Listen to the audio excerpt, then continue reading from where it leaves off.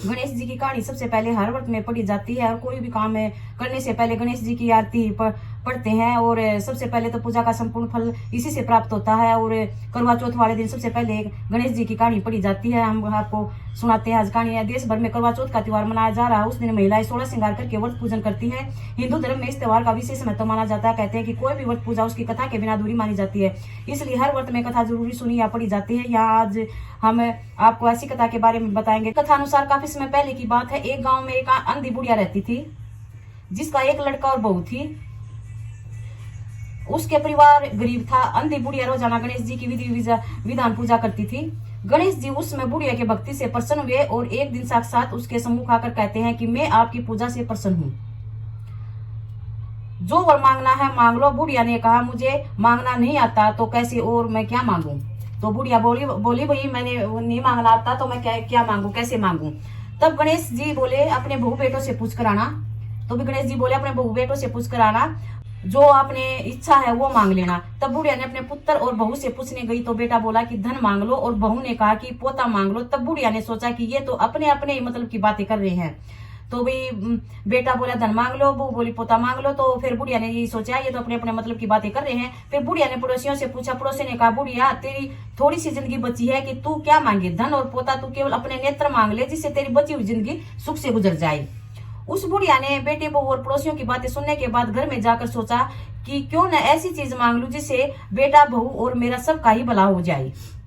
जब दूसरे दिन श्री गणेश जी आए तो बुढ़िया बोली गणराज यदि आप मुझे पर प्रसन्न काया है तो अमर सुहाग दे, आंखों में प्रकाश दे, नाती पोते दे और समस्त परिवार को सुख प्रदान करे, फिर अंत में मोक्ष दे। बहुत अच्छा वर मांगा उन्होंने। तो बुढ़िया की बात सुनकर गणेश जी बोले तूने तो मुझे ठग लिया, खैर जो कुछ तूने मांगा है वह सभी तुझे मिलेगा। यह कहकर गणेश जी अंतर ध्यान हो गई।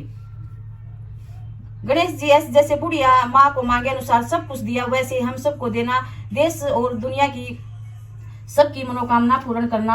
और जैसे उस बुढ़िया की मुरादें पूरी हुई सबकी पूरी करना। तो ये हमारी गणेश जी की कहानी थी। गणेश जी अपने दोनों हाथों में 2 कटोरी लिए पृथ्वी पर भ्रमण कर रहे थे।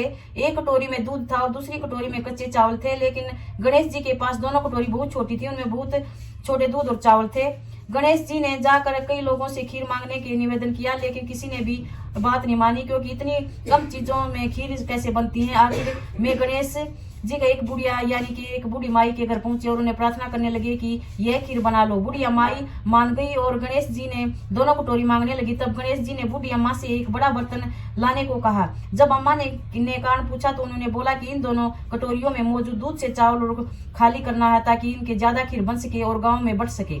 बूढ़ी अम्मा चौंक गई और बोली कि यह तो संभव नहीं है कि रोज से दूध और चावल में बड़े बर्तन जाएं। लेकिन गणेश जी के कहने पर वह 2 बड़े बर्तन ले आई और उनमें चावल और दूध डाल दिया। उसके बाद वे बर्तन चावल और दूध से भर गए, जिसे देख बूढ़ी अम्मा चौंक गई। उन्होंने खीर बनाना शुरू कर दिया। बूढ़ी अम्मा और खीर बनकर बाहर गांव वालों ने बुलाने के लिए जाने लगी और गणेश जी बोले कि आप नहीं लीजिए, उसके बाद उसका भोग लगाकर ही गांव में खीर बांटूंगी। बूढ़ी अम्मा गांव वालों को बुलाने के लिए बाहर चली गई कि तभी उनकी बहू आई और खीर देखकर उसका मन ललच गया। उसने थोड़ी सी खीर खा ली। उसके बाद जब अम्मा ने गणेश जी को भोग लगाने के लिए खीर निकालने को कहा तब गणेश जी ने भोग लगाने के लिए मना कर दिया। अम्मा ने कारण पूछा तो उन्हें बताया कि माई खीर का भोग तो पहले से ही लग चुका है। गणेश जी ने बताया कि खीर किसी और ने बल्कि अपनी बहू ने खाई है। यह जानकर अम्मा दुखी हो गई। तब श्री गणेश जी ने उन्हें समझाया कि खीर नवजात बालक ने खाई है।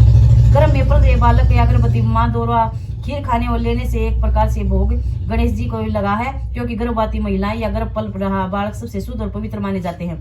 तभी कहीं जाकर बड़ी अम्मा संतुष्टि हुई और गांव के सभी लोगों ने खीर खिलाई, साथ ही गणेश जी ने भी खाई और सब उनकी जय जयकार करने लगे। जैसे बूढ़ी माता को गणेश जी ने दर्शन दिए वैसे सभी को दर्शन दे।